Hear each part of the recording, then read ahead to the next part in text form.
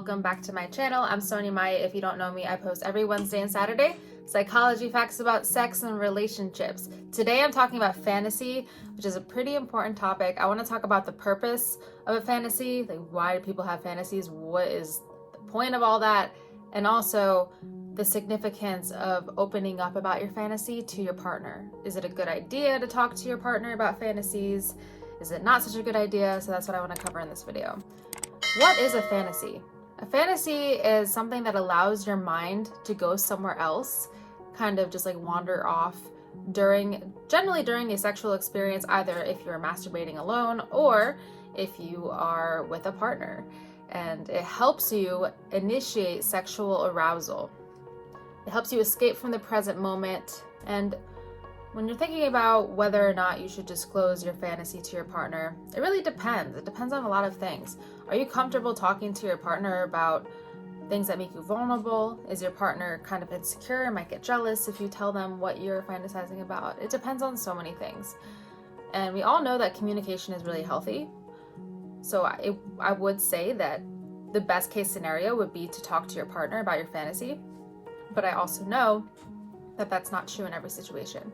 For example, if you are married to somebody and you're both religious and you still have fantasies that you can't really control and that helps you sexual arousal, you still use it, but you can't disclose that to your partner because if you tell them, it goes against like your morals and values.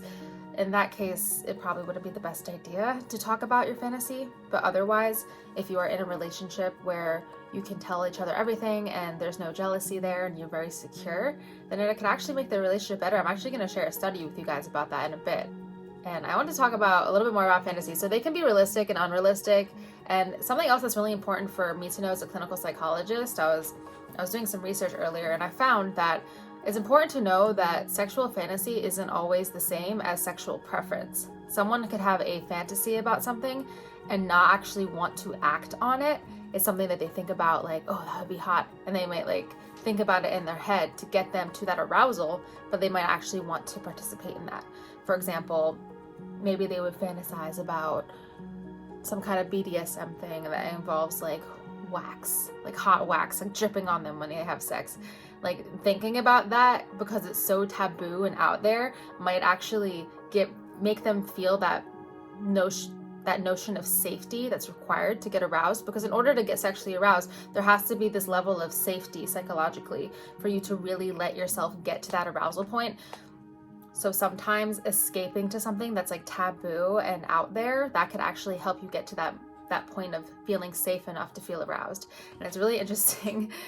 And something that's really important is you should know that it's okay to have a fantasy about something without feeling shame or guilt.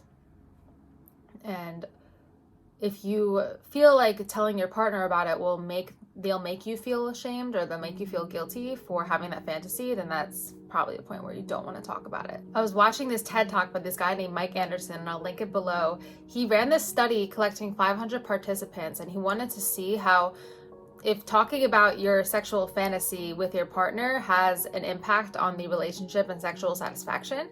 So it's really interesting. And he found, of course, I mean, this makes sense, that people that were able to act out on their fantasy with their partner and disclose it, of course, I mean, they tell their partner about it and they were able to act it out, they had the highest rates of sexual satisfaction, which makes sense because you're able to communicate with your partner, so it's more relationship satisfaction, and relationship satisfaction and sexual satisfaction go hand in hand, and being able to act on it is great. And for people that weren't able to disclose their sexual fantasies, they didn't have as good of relationship and sexual satisfaction. But there was levels to this. So he would measure the levels of fantasy in terms of like how extreme the fantasy was. So for each participant, he asked them what their fantasy was, and he gave it a level based on how elaborate it was. Like for example, there was like a level 1 fantasy would be like, my fantasy is to have a slutty nurse, or my fantasy is like a shirtless firefighter. And that would be like level 1, right? And then there's level 2 and level 3. And then level 3 would be a very elaborate fantasy. And he gave this example of like, first I'll walk into a room and there'll be this bowl of chocolate pudding, and I'll fall into the pudding and bathe in there, and then I'll I'll be saved by somebody who will save me from drowning in the chocolate pudding, and then our clothes would just magically come off, and then they'd make love to me, and something like that. Like really elaborate, like a whole story with like details, like the how, when, where, all of that, all like explained. That's a level 3 fantasy.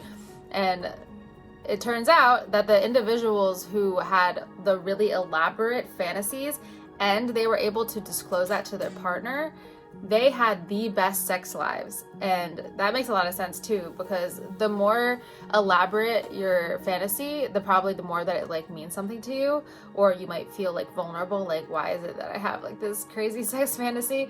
So being able to be vulnerable with your partner, you'll probably feel more comfortable talking to them about other stuff that's important to you, or just like things that you wouldn't normally be comfortable talking about. You'd probably be more comfortable talking about it with those partners that you can tell those fantasies to. And I've also heard Dr. Ruth talk about how the use of fantasy is actually a good idea. People should use fantasy in general. She was actually saying that if a woman is having trouble getting off, it's okay for her to fantasize about being in the bed with a bunch of football players. Just don't tell your husband, because he wouldn't like that, if that's something that he wouldn't like, because some guys are okay with that. And that's okay. If it's gonna help you get off, then that's all it is. And like I said before, it doesn't mean that you would really want to have that happen. It just means that it gives you like that mental safety, that psychological feeling of safety that helps you get past the whatever it is that's keeping you from getting aroused. Because like I've said in so many videos, your brain is your biggest sexual organ. So if your brain isn't in it, it's going to be really hard to finish. So if you're able to utilize fantasy and you really just like take advantage of how much it helps, it really can be helpful for your sex lives. And then one more thing from the from the study was he was looking at like the most common fantasies among like male versus female, and he found that women had more common responses that were like related to one another. And he said that a lot of them were like dominance and submission, like kind of like having someone overpower them. That was like very common. And then he said that men, their fantasies were less predictable. They weren't as like interchangeable, like they weren't the same. But about 15% of the men in the study, they talked about how their fantasies would generally include multiple partners. So like threesomes, like having an extra person there. So I thought that was pretty interesting. I mean, threesomes is definitely a very popular fantasy. And a lot of sex therapists don't think that threesomes are a good idea, such as Dr. Ruth, but she's a square and old-fashioned. I, on the other hand, think threesomes are a good idea if you do it the right way. Make sure to check out my video. I'll put a link to it up here on the threesomes video I just put out last Saturday. A very interesting video. And that's one of those things where it's like a fantasy that you can bring to life if you do it right, if you communicate well, and there's so many things that go into it. So check out that video if you were in a relationship and you're trying to figure out if you should have a threesome or not.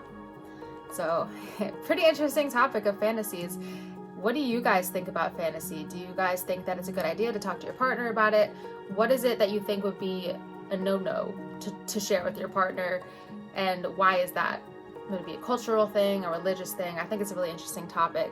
So I would love to hear from you guys of what you think is a no-no in any kind of like context that you're like, I cannot tell her because of this, or I can't tell him because of that. So definitely let me know what you think. I love talking about sex, of course. I talk about sex every Wednesday and Saturday. Please don't forget to like and subscribe and turn on bell notifications, and I will see you soon for another video. Thank you so much.